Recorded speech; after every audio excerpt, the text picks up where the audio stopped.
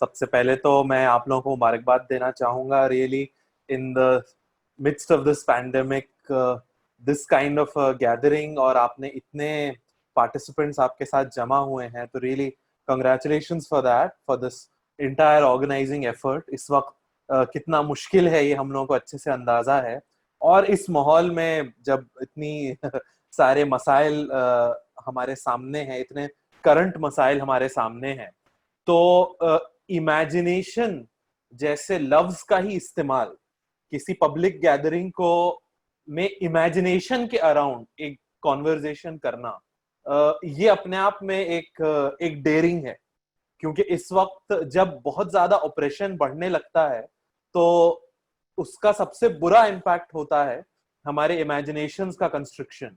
हम उस ऑपरेशन के ही बाउंड्रीज में हमारी जो तख्लीकी कैपेबिलिटीज है, खास करके इमेजिनेशन की जो कैपेसिटी है, वो भी ऑपरेशन उसे भी बाइंड करने लगता है।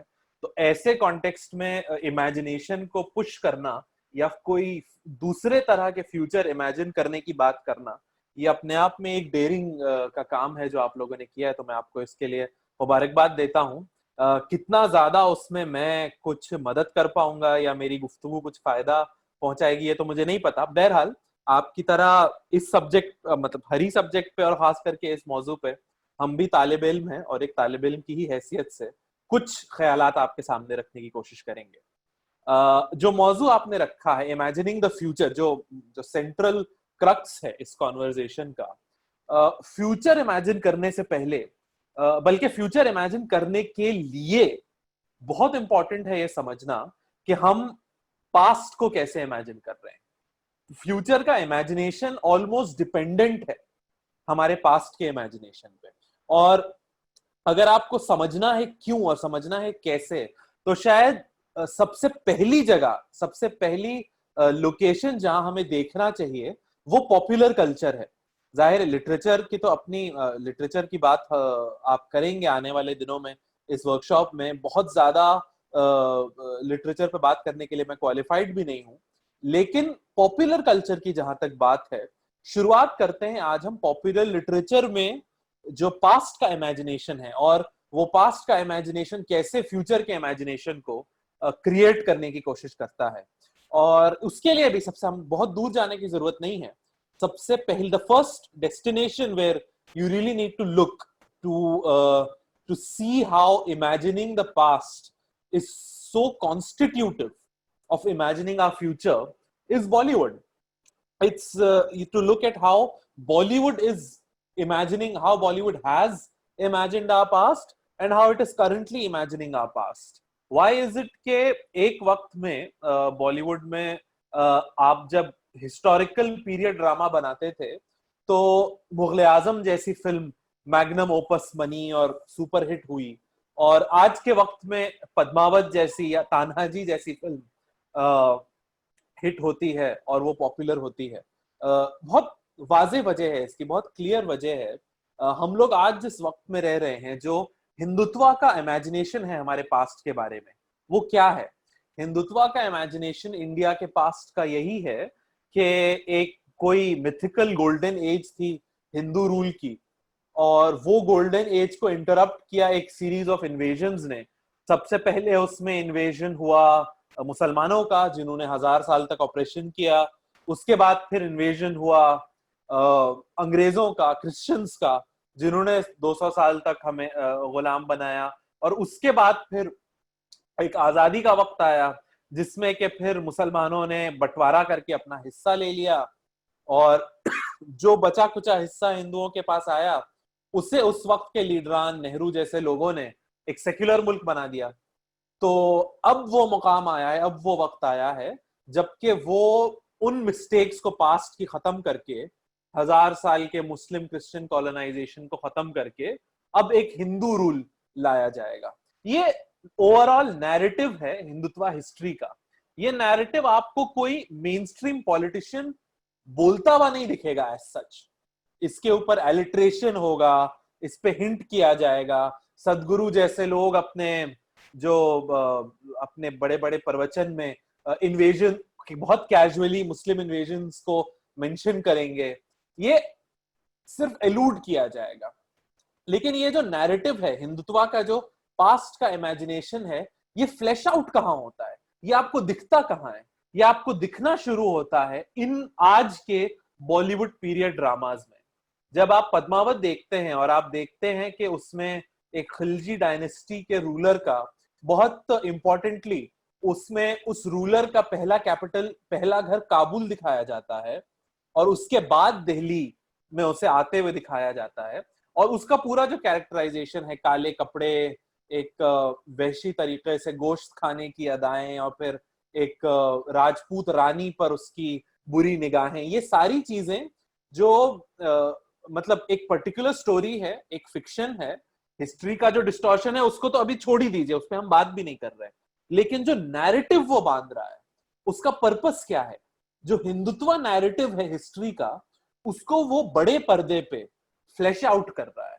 उसी तरह से आप तान्हाजी देखिए, उसमें आपको उसका और सोफिस्टिकेटेड वर्जन मिलेगा कि एक मुगल बादशाह, औरंगजेब दिखाया है डायरेक्ट, मुगल बादशाह है, और उसका कोलैबोरेटर कौन है वहां पे? एक राजपूत। हालांकि वो जो राजपूत कोलैबोरेटर दिखाया था वो बैकलैश के बाद उनको राजपूत हटाना पड़ा उसमें से, लेकिन बहरहाल उसका एक इंडियन कोलैबोरेटर है। और फिर मराठा हीरोज हैं जो कि निकल के आ रहे हैं मातृभूमि के प्रोटेक्शन, सुरक्षा के लिए, उसके दिफा के लिए। वही नैरेटिव आपको मिलेगा पानीपत में। वहां पे भी आप देखिए, पूरे संजय दत्त ने जो अब्दाली का जो कैरेक्टर प्ले किया है, आपको मतलब पूरे अफगान हिस्ट्री में कब कोई रूलर उस तरह दिखा होगा, आपको उसकी कोई मिसाल मिलेगी नहीं।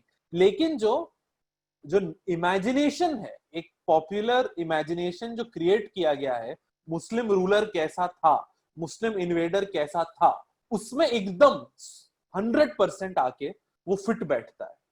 तो ये पूरा पास्ट को इमेजिन करना, जो कि हिंदुत्व के नैरेटिव्स आपको उनके किताबचों में मिलेंगे, कुछ हिस्ट्री की किताबों में मिलेंगे, लेकिन उनके भी वो व्हाट्सएप फॉरवर्ड्स में मिलेंगे, लेकिन उसकी वो रसाई नहीं है, या कहिए उससे वो पर्पस फुलफिल नहीं होता जब तक कि पॉपुलर कल्चर में आपको उसका रिप्रेजेंटेशन नहीं दिखता। और ये फिल्म में आपको आज दिख रहा है।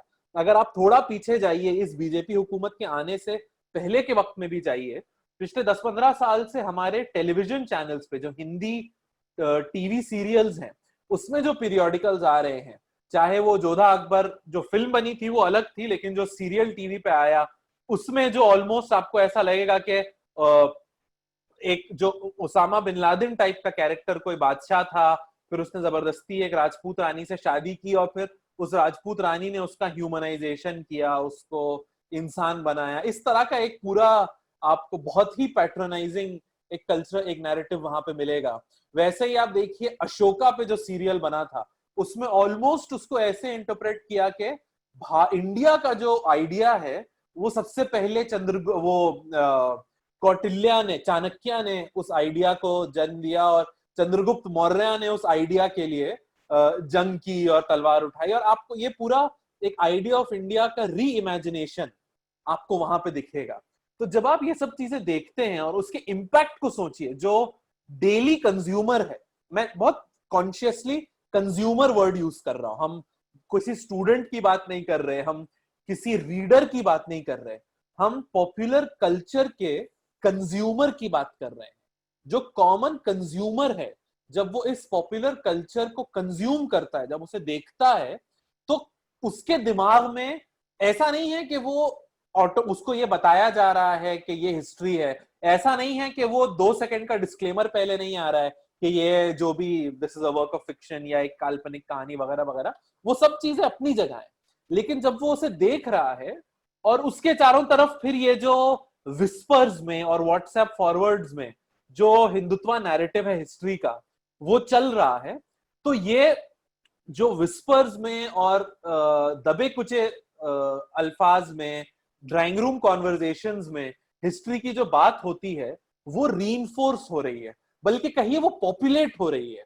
The idea, the narrative of history that is pushed by Hindutva ideologues, that is an abstract narrative, that is an idea, that idea gets populated through these products of popular culture, through these television series, through these movies.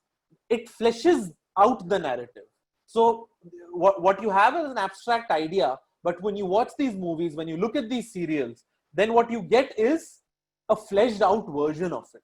आपको फिर उसका flow दिखने लगता है, और फिर दिमाग में उसका एक ऐसा नहीं है कि लोग नेसेसरीली उसको हिस्ट्री मान के बैठ रहे हैं, लेकिन उसे हिस्ट्री मानना आसान हो जाता है. That is the power of popular culture.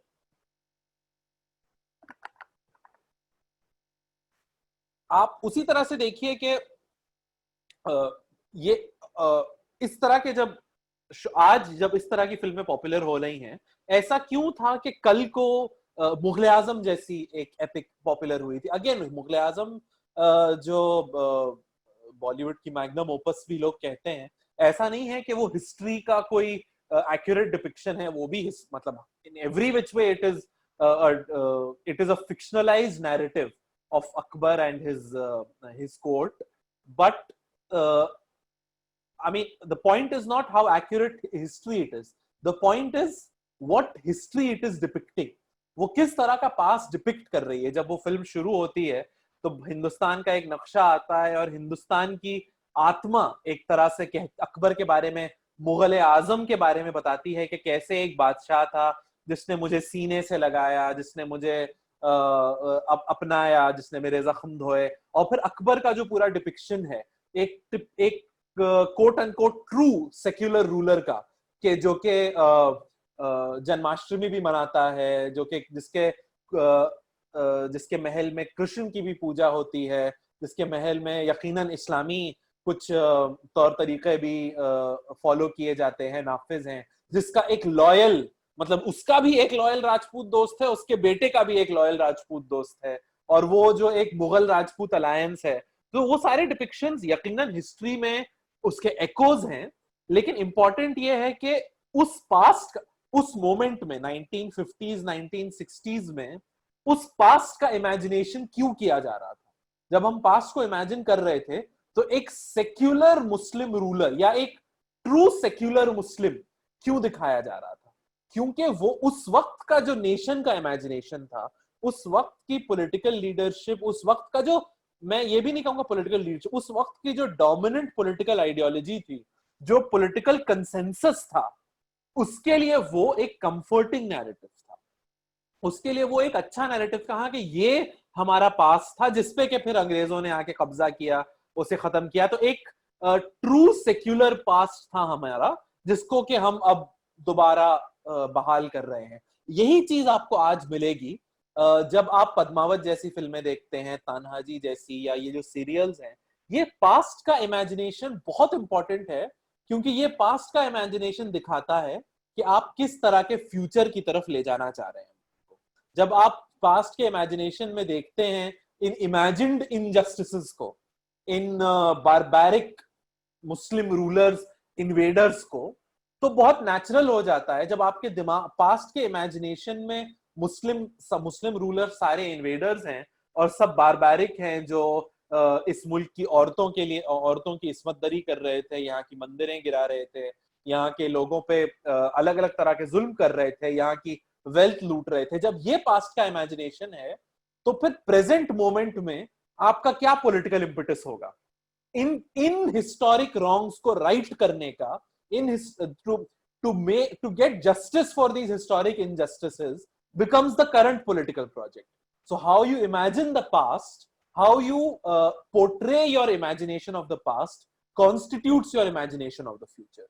तो ये इसीलिए फ्यूचर का कोई भी इमेजिनेशन करने से पहले हमें अपने पास्ट का इमेजिनेशन इसीलिए देखना जरूरी होगा. इसी तरह से आप देखिए आजकल जो why is it that उर्तुगुल Ghazi is so famous among Muslim youth? ये जो टर्किश सीरियल है उर्तुगुल गाजी, आप में से बहुत लोग शायद इसका यूट्यूब पे, क्योंकि उर्दू वर्जन रोजाना एक आने लगा है, तो शायद आप में से बहुत से लोग इसे देख रहे होंगे.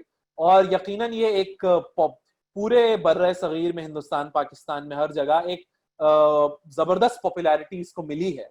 और यहाँ पे भी, I mean of course, Ertugrul Ghazi the television show has nothing to do with history.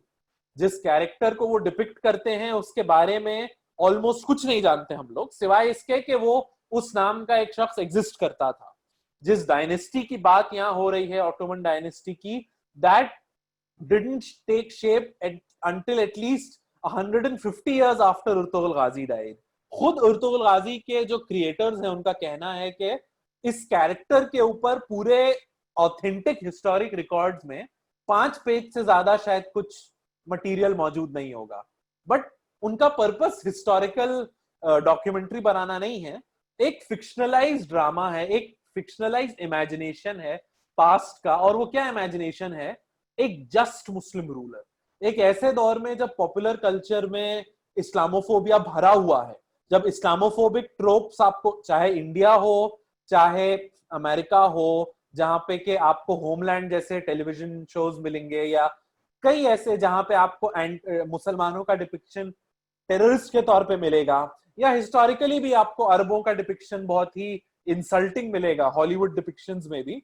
वहां पे वैसे कल्चरल मिलियू में जब एक ऐसा टेलीविजन शो आता है जो एक नोबल मुस्लिम किंग दिखा रहा है, जो एक मुस्लिम लीडर दिखा रहा है जो इस्लामिक है, परहेजगार है, पायस है, इंसाफ पसंद है, वगैरह वगैरह वगैरह, और मिलिटरिस्टिक है, जो बहुत ज्यादा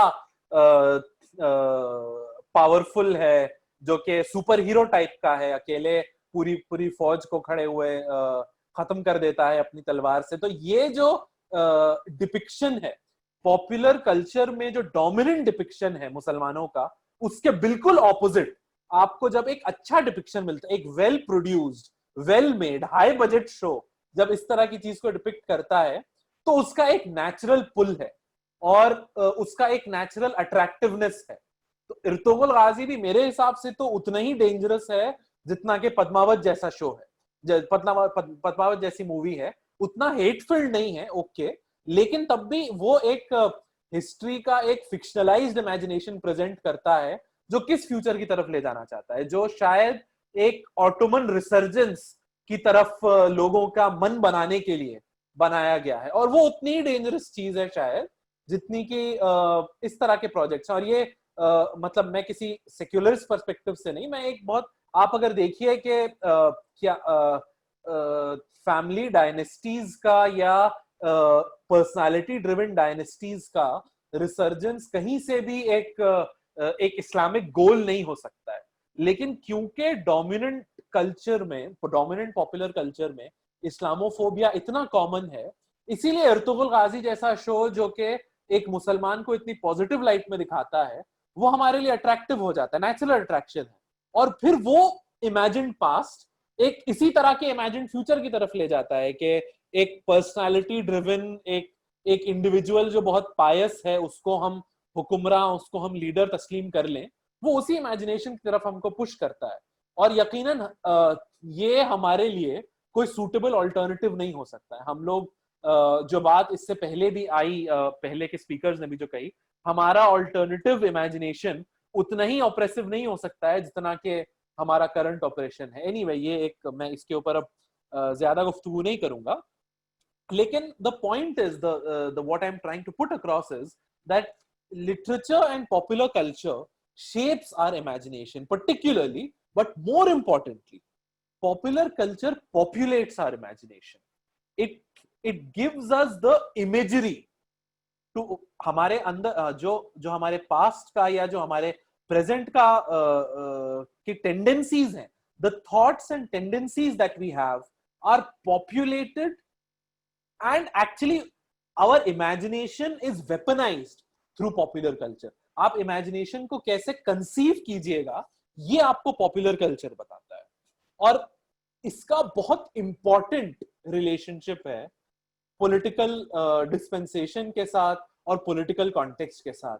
डोमिनेंट पॉलिटिकल आइडिया की एक्सेप्टेंस या उसका काउंटर, दोनों चीजें आपको इसी तरह के पॉपुलर कल्चर के थ्रू, पॉपुलर कल्चर के कंजम्पशन के थ्रू मिलती हैं.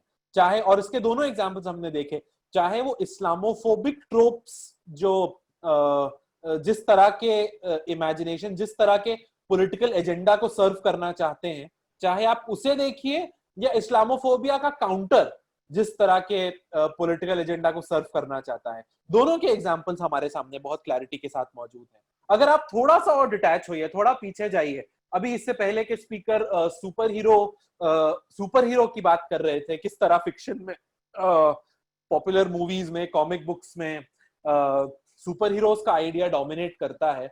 इसका ओरिजिन कहां से हुआ? आप अगर देखिए तो पोस्ट डिप्रेशन अमेरिका में जो सुपरमैन का कैरेक्टर है या बैटमैन का कैरेक्टर है, these superhero comics became popular in post depression America, which was also the United States of America, which was moving towards the second world war. Now what was the political context of that time? उस वक्त एक shattering depression से पूरा मुल्क गुजर रहा था। उसके रेस्पॉन्स में एक पॉपुलर लीडर इलेक्ट हुआ था। Franklin Delano Roosevelt was elected in 1932। He was the archetype of a strong leader who had come to rectify all problems. आप उसका पैरेलल देखिए फिक्शन में, सुपरमैन का कैरेक्टर इजाद होता है। You have a character like Superman who is basically one man, one all powerful person who is going to fight against all evils for truth, justice and the American way. उसी तरह से आप Batman का, all this whole idea of superhero became popular along with Franklin Delano Roosevelt's popularity, क्योंकि उस वक्त America के political context में एक ऐसा प्रेसिडेंट आया था जो कि बहुत पॉपुलर था, जो कि अपने लिए उस वक्त तक अमेरिकन प्रेसिडेंसी इतनी पावरफुल नहीं थी जितना कि रूजवेल्ट ने उसे बनाया। जितने पावर्स वहां की पार्लियामेंट, वहां की कांग्रेस से रूजवेल्ट ने एक्वायर किए, वो हिस्टोरिक है। और उसके बाद से America has also become a super power and the American president has become all powerful in the American system. That has happened simultaneously. और वो आप देखिए कि फ्रैंकलिन रूजवेल्ट की पॉपुलैरिटी और उसके साथ ही में सुपर हीरो कॉमिक्स की पॉपुलैरिटी, ये साथ में क्यों चलते हैं? साथ में इसलिए चलते हैं कि दोनों एक दूसरे को रीइंफोर्स कर रहे हैं। उस वक्त का popular imagination one all powerful heroes को एक्सेप्ट करने के लिए बिल्कुल तैयार था। तो वहां पे सुपर हीरो कॉमिक्स डेवलप हुए। और कई, बल्कि ये अपने आप में एक अलग मौजू है, इसमें मैं ज्यादा नहीं जाऊंगा। कई लोगों ने ये भी कहा है कि अमेरिका क्योंकि एक हिस्टोरिक मुल्क है, उस मुल्क की अपनी कोई कदीम तारीख नहीं है, तो 300 साल पुराना मुल्क है और उसकी अपनी कोई माइथोलॉजी नहीं है। तो in fact the super hero comics that we read are the mythology of the American nation. और आज पूरी दुनिया में अगर वो सुपर हीरो आइडियाज और वो सुपर हीरो कैरेक्टर्स पॉपुलर हैं, तो वो अमेरिकन हेजेमनी का सबसे विजिबल मार्कर है, क्योंकि उनकी माइथोलॉजी पूरी दुनिया में अब पॉपुलर है। पूरी दुनिया के हीरोज उनकी माइथोलॉजी के hero. That's a separate topic and we'll मतलब maybe some other time, आज उसका वक्त नहीं है। लेकिन ये इंपॉर्टेंट है कि आप जब हेजेमनी को भी इमेजिन करते हैं, अमेरिकन हेजेमनी को देखने के बहुत से तरीके हैं, लेकिन आप अमेरिका के मिलिट्री बेसिस या अमेरिका के ट्रेड को देखने से ज्यादा शायद आपको क्लियर मार्कर मिलेगा अगर आप देखिए कि किस तरह से सुपर हीरो मूवीज पॉपुलर हुई हैं, किस तरह से अमेरिकन पॉपुलर कल्चर पूरी दुनिया में एक्सेप्टेबल है, किस तरह से आप जब कॉमेडी शोज देखते हैं तो वो प्रीडोमिनेंटली अमेरिकन कॉमेडी शोज होते हैं। तो हेजेमनी का भी अगर आपको हेजेमनी को भी ट्रेस करना है, हेजेमनी को या हेजेमन को समझना है, तो आपको उसका सबसे आसान, सबसे कन्वीनियंटली आप समझ सकते हैं अगर आप देखें कि डोमिनेंट पॉपुलर कल्चर क्या है। और यकीनन आप अगर आज के डोमिनेंट पॉपुलर कल्चर पर नजर डालिएगा तो कोई डाउट नहीं रह जाता है कि अमेरिकन आइडियाज और अमेरिकन पॉपुलर कल्चर ही उसे डोमिनेट करता है, विच इज अगेन वो लिटरेचर और पावर और पॉलिटिक्स के इंटरसेक्शन के बारे में हमें बहुत सारे इंसाइट्स देता है। और इसी तरह से आप अगर मतलब जस्ट टू, शायद मेरा वक्त खत्म हो रहा है, but just to give another example, अगर आप कोल्ड वॉर एरा में ही आप देखिए, आपको अगर लिबरल एंटी कम्युनिज्म जो अमेरिका का डोमिनेंट 1950s या 60s में जो डोमिनेंट पॉलिटिकल कंसेंसस था, that was liberal anti communism. और अगर आपको लिबरल एंटी कम्युनिज्म समझना है तो आप बहुत बड़े बड़े पॉलिटिकल साइंटिस्ट की किताबें पढ़ सकते हैं, आप आर्थर श्लेसिंगर पढ़ सकते हैं, आप बहुत से लोग। लेकिन अगर आपको सही मानों में उसके ओरिजिन समझने हैं तो आपको सिर्फ जॉर्ज ऑरवेल की एनिमल फार्म पढ़ने की जरूरत है कि किस तरह से एक कम्युनिस्ट ड्रीम पैदा होता है और किस तरह से उसका डिस्टॉर्शन होता है, किस तरह से वो एक स्टैलिनिस्ट नाइटमेयर में तब्दील हो जाता है। अगर आपको ये समझना है, अगर आपको इसका, मैं उसके फैक्ट्स की बात नहीं कर रहा हूं बहुत ज्यादा, मैं नैरेटिव की बात कर रहा हूं। अगर आपको ये नैरेटिव भी समझना है कि किस तरह से कम्युनिज्म, जो कि एक इमेंसिपेटरी नैरेटिव 90s 20s और 30s की दुनिया में, कम्युनिज्म का नारा, कम्युनिज्म का गलबा एक इनकलाबी नारे के साथ, एक इमेंसिपेशन के आइडिया के साथ पूरी दुनिया में फैला। वो इमेंसिपेशन के आइडिया को पुशबैक कहां से मिलता है, अगर आपको ये देखना है तो आप सबसे पहले जॉर्ज ऑरवेल की बहुत पतली सी 90 पेज की जो एनिमल फार्म है वो पढ़ लीजिए। आपको पूरी अच्छी तरह से अंदाजा हो जाएगा कैसे वो इमेंसिपेशन का ड्रीम धीरे धीरे लेनिन और ट्रॉट्स्की का इमेजिनेशन का ड्रीम धीरे धीरे स्टालिन के एक नाइटमेरिश ऑटोक्रेसी में तब्दील होता है। यहाँ पे बस मुझे कंक्लूड करने को कहा जा रहा है, मैं कंक्लूड करने से पहले 5 मिनट और लूंगा। और हम लोग बिल्कुल आखिर में जब इस तरह के लिटरेचर के इम्पैक्ट या पॉपुलर कल्चर के इम्पैक्ट की बात करते हैं तो उसमें अक्सर ये सवाल आता है कि किस तरह से इस तरह का पॉपुलर कल्चर प्रोड्यूस होगा, खास करके एक मूवमेंट के लिए, एक ऑर्गेनाइजेशन के लिए, एक आइडियोलॉजिकल तहरीक के लिए कैसे प्रोड्यूस होगा।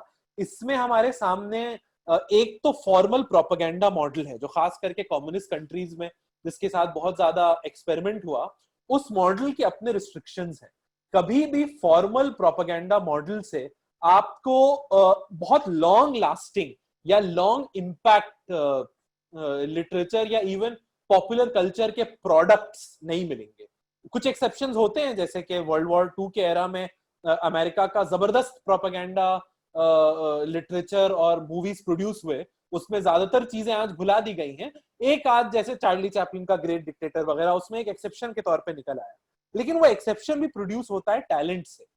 तो अच्छे लिटरेचर और अच्छे इवन पॉपुलर कल्चर के को बनाने के लिए आपके लिए प्रेरोगेटिव है कि टैलेंट होना चाहिए, और उस टैलेंट का ऑर्गेनाइजेशन जो है आइडियोलॉजिकल बाउंड्री में नहीं हो सकता है। अगर आप, सबसे अच्छा एग्जांपल जो हमारे सामने है उर्दू अदब में, उर्दू लिटरेचर में जो तरक्की पसंद मूवमेंट था, प्रोग्रेसिव राइटर्स मूवमेंट था, उसको बड़े बड़े, बहुत बड़े बड़े राइटर्स और क्रिटिक्स ने उसे 30s में उसे शुरू किया, और उसके जो लीडिंग लाइट्स थे, चाहे वो मंटो हो चाहे वो फैज हो, 20-30 साल में ही प्रोग्रेसिव राइटर्स मूवमेंट ने खुद उनको डिसोन करना शुरू कर दिया था।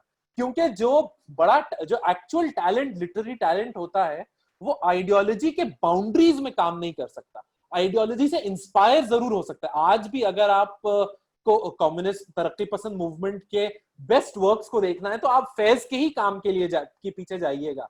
लेकिन अगर आप जो फैज की नज्म है, और भी गम है जमाने में मोहब्बत के सिवा, अगर आप उस वक्त वापस चले जाइए उस मोमेंट में, तो जो तरक्की पसंद मूवमेंट के जो फॉर्मल लीडर्स थे उनको फैज की शायरी पसंद नहीं आ रही थी, क्योंकि उनके आइडियोलॉजिकल बाउंड्रीज से वो बाहर जा रही थी। तो हमें बहुत बड़ा सबक भी वहां से मिलता है कि ideology has a very important place in organizing talent, in giving inspiration to people who are to